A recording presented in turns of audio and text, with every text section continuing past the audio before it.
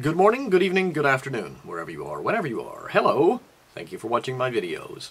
It's Mike. It's March 9th, 2009. Okay, no funny stories. I've been very busy and I haven't bothered trying to dig funny stuff out. A couple of things people have sent me that I think I should highlight.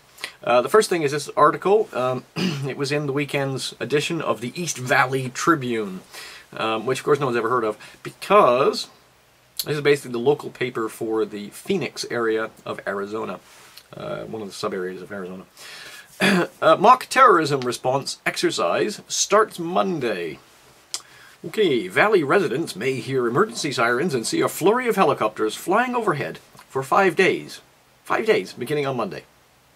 Okay, and it goes on, blah, blah, blah. They're going to have the National Guard, Department of Transportation, and Department of Homeland Security testing out, basically testing the Valley's readiness in responding to a terrorist attack at a county-wide level. Okay, so basically it's an anti-terrorist exercise. It will focus on evacuations, medical and mobile response, and about 1,200 volunteers will take part, pretending to be terrorists perhaps, and they'll get rounded up. Take them, you know, anti-riot gear to them. The exercise will take place Mesa, Chandler, Gilbert, Queen Creek, Goodyear, Scottsdale. Anyway, so they're getting people ready for this. Now, they're calling it an anti-terrorist thing, but, you know what this is really for. Anyway, and then someone sent me a video. I see a bad moon rising. That's from a chap called Stick187. Excellent video, thanks. And if you want, attach it. Cool. Basically, I've linked it. If you want to see any of my links or anything, you just click on the More Info on YouTube. Go over to YouTube, go to More Info. It'll expand down. You'll see the links. And you can go investigate this stuff yourself. Okay, so basically he had a video. Ignore the first couple minutes of it, because basically it's him goofing around. If you are going to watch the video, be aware there is swearing in this. So if you want to watch it, make sure there's no kids around.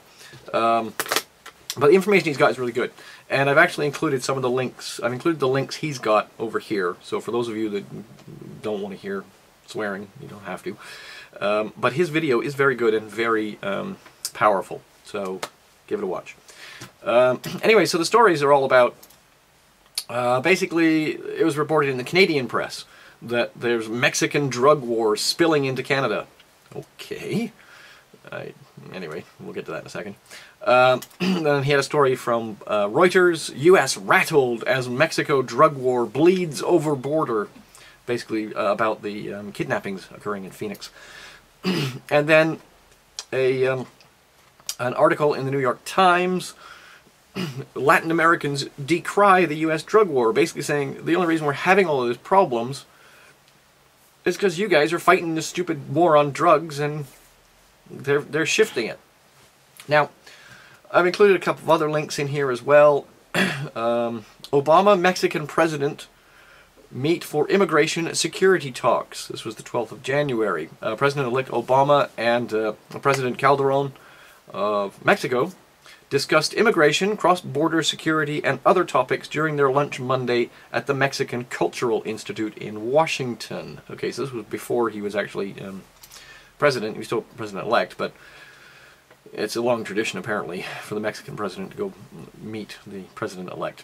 Anyway, another article, Obama tells Calderon he wants to upgrade NAFTA. And further, a news piece from November of last year, basically Mexico's Calderon warns Obama against renegotiating the trade deal. Okay? So basically the Mexicans don't want any of this to happen. The Canadians don't want any of this to happen. But it's being pumped at us like you wouldn't believe that this, you know, this war on drugs taking place down in Mexico is a really big bad thing. It is a big bad thing, but it's not that bad. Don't panic.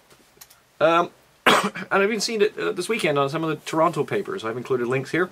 Carjacking causes lockdown of Toronto neighbourhood. This is referring to a particular area in Toronto called the Jane Finch Corridor.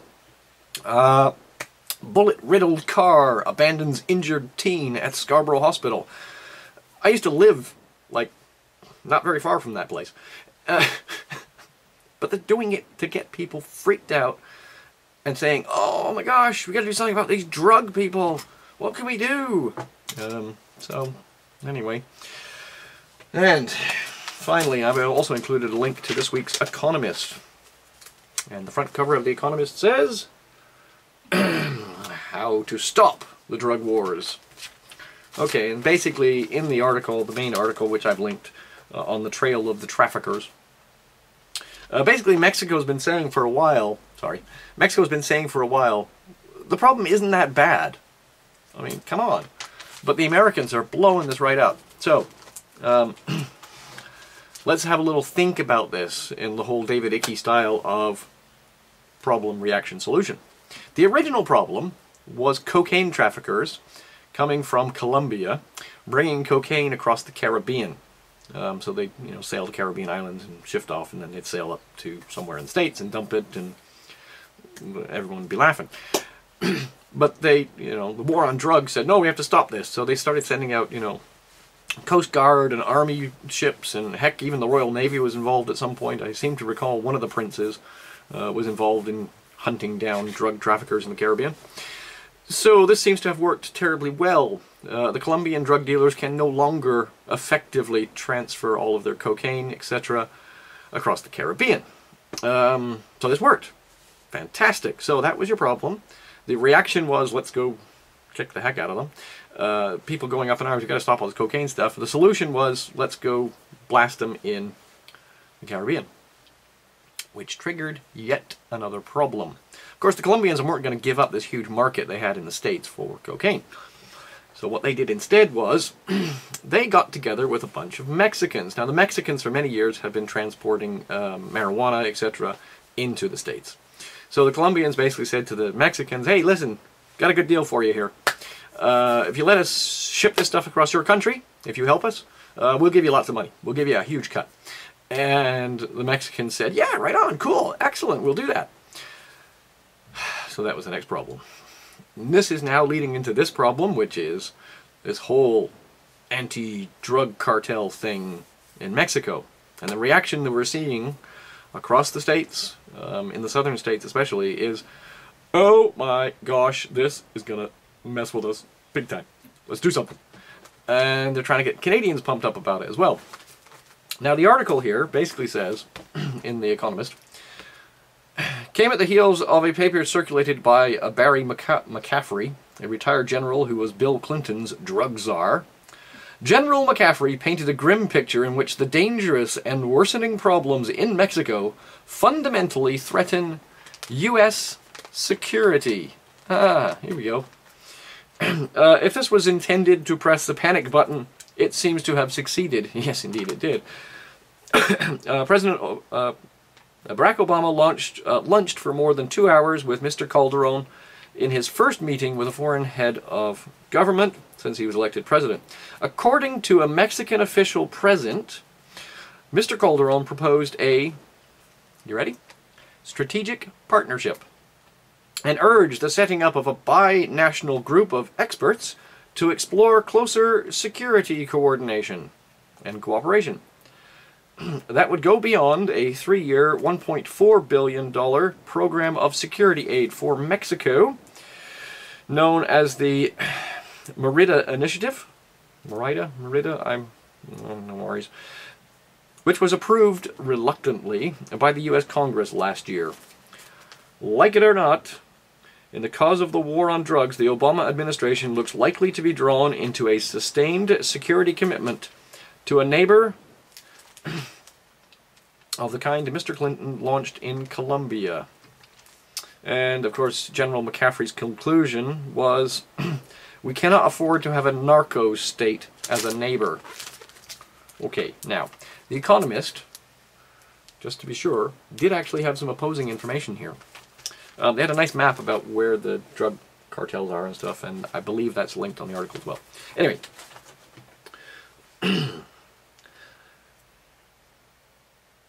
Of the dead, now basically there was around 6,000 people, 6,500 people killed last year in this war between the various drug cartels.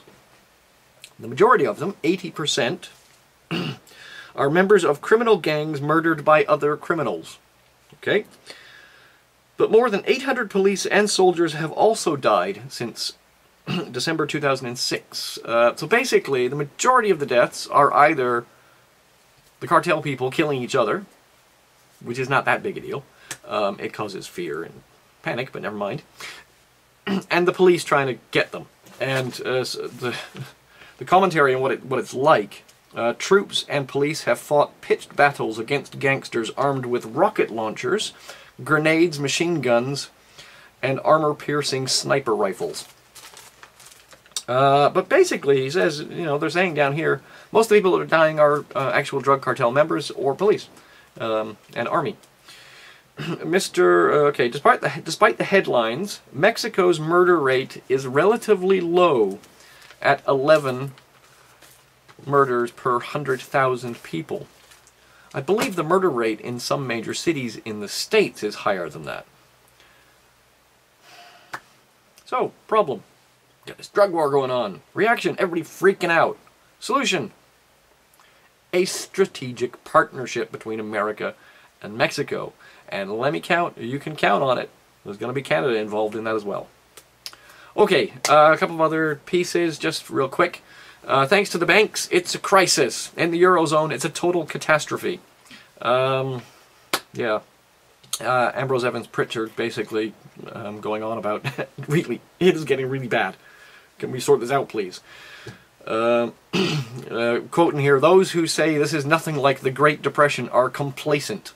Household debt is higher today. UK banks are in worse shape. No bank of size failed in the British Empire during the last slump. Britain's economy contracted by 5.6% from the peak to the trough in the early 30s. Some put the figure at nearer 8%. We may surpass this time. America suffered worse in the 30s. It's true. Okay, folks. I've also got a little video there. Kate Bush, Peter Gabriel. Don't give up. Peace, love, understanding. Think about things. Don't get freaked out. They're trying to do it to you. Okay, bye.